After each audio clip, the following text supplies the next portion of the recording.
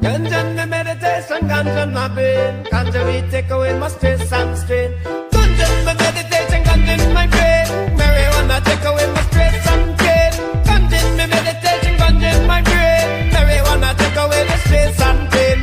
Ganja is the medication, ganja is the cure. Police of them a fight the marijuana for sure. Purify me heavens and they make me feel pure. And the way to Cali with me bring it on door. Ganja in the meditation, ganja in my core. Hello everyone, welcome to my new episode of Mind Your Mind series. I guess you guys already know what today's topic is about. Yes, it's about cannabis dependence, and it's one of the most controversial topics in psychiatry. Controversial because of two main reasons. One is because it's an illegal substance, and reason number two is there's a lot of debate going on around the internet about its medicinal properties. In fact, a lot of youngsters, a lot of other people who use cannabis on a regular basis rationalize their use as it is beneficial and it has medicinal properties. And the other important fact that you guys should know is that some of the states, about 30 to 50 states in the United States of America, already have legalized cannabis usage. And before I dive into the topic, for better clarity, let me just tell you that cannabis, weed, grass, ganja, charas, bhang, joint, stuff, and so there are a lot of different names, but they all mean the same. They all come under the same family of cannabis plant.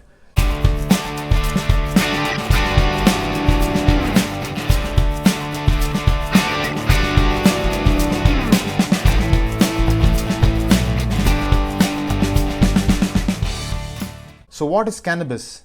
Cannabis is basically, its scientific name is Cannabis sativa. It is a plant, and there are different products that are derived from this particular plant. It may be the leaves, the flowering tops, resin, etc., etc. And there are different names given to each of these yield of products. Now let's come to the extent of the problem. I'm only going to talk about India because that makes more relevance. And there are about 3.1 crore users of cannabis, out of which about 72 lakh people are problem users and about 25 lakh are dependent users. When I say dependent users, it means they are dependent on cannabis sativa, cannabis or ganja or marijuana.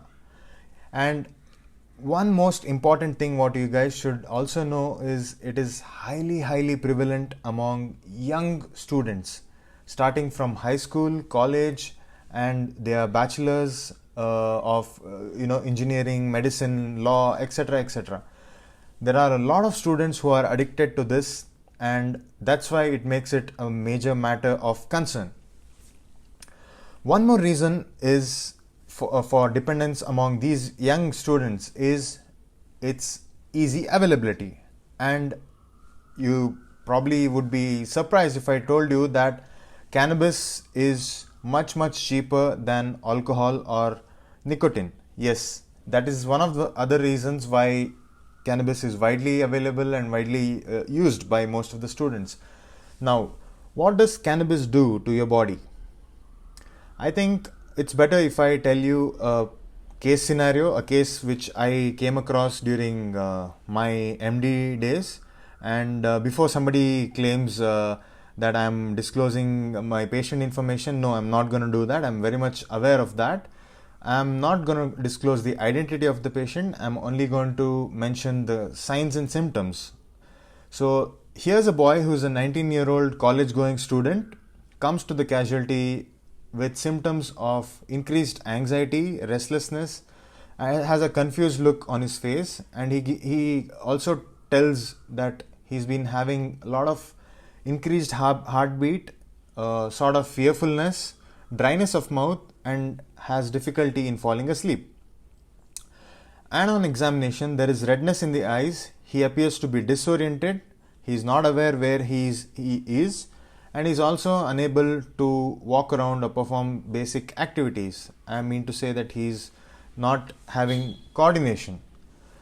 Focus carefully. Right now what I mentioned are all the symptoms of a person who's who's intoxicated with cannabis. That is, there is dryness of mouth, there is apprehension, anxiety, there is palpitations, increased heartbeats, there is congestion of the eyes and disorientation. Along with that, there's also motor incoordination. These are the symptoms of acute intoxication of cannabis. Now, further, the friend who brought him to the hospital, he states that this patient has been consuming weed, cannabis, since about 2 to 3 years. And once we stabilized him and shifted him to the ward, I clarified the history further and I got to know more details that he used to consume weed on a daily basis, around 1 to 2 joints on a daily basis. And he also admits that he had a strong craving for this and he was not able to function properly if he would not consume the substance. He would also miss class on a regular basis. There was poor scholastic performance, poor performance in class. His scores in subjects were bad. He also states that he had no motivation to do any sort of activity. He also would not be able to focus on his studies. Moreover, he also stopped doing routine activities which were previously pleasurable. For example, he said that he used to like playing PUBG and he stopped playing PUBG. He would enjoy playing with pets. He had stopped doing that. He would enjoy watching movies. He had stopped doing that. So these are all the symptoms which this particular boy had. Now, these symptoms are collectively known as amotivation syndrome. So, just if I was too fast, I'm talking about slowness, lack of motivation to do anything, missing out on class, poor self-care, not interested in doing his routine activities, and sort of withdrawn to self. These are a group of symptoms called as amotivation syndrome. It is very important to identify such an individual around you guys. That's why I'm stressing on this.